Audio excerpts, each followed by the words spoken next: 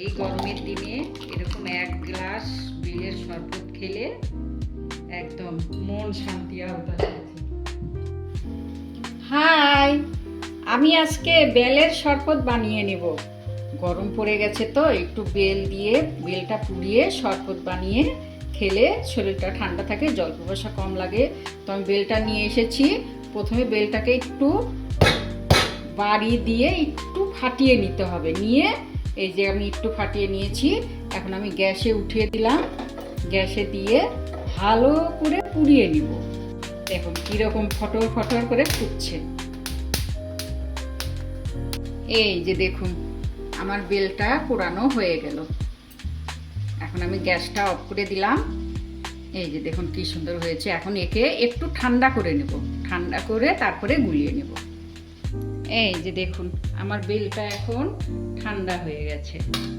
ঠান্ডা হয়ে গেছে। এখন আমি এর মধ্যে থেকে বের করে নিয়ে গুলিয়ে নেব। চোচাগুলো সব উঠিয়ে ফেলতে হবে।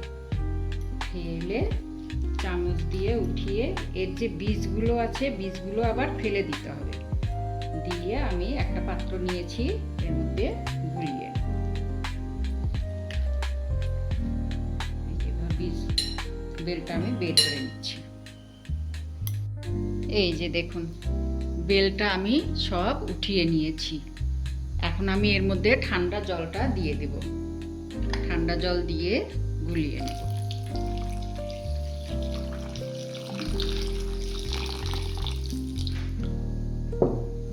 এখন আমি গুলিয়ে নেব।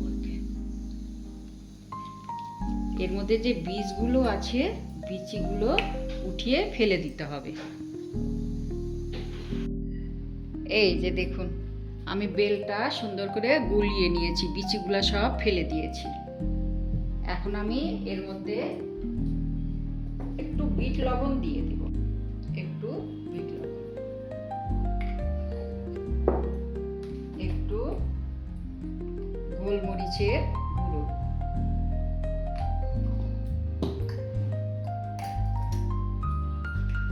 আর 1 চামচ চিনি দিয়ে দিচ্ছি।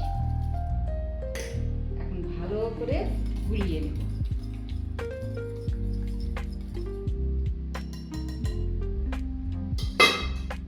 হয়ে গেল আমার বেলের শরবত।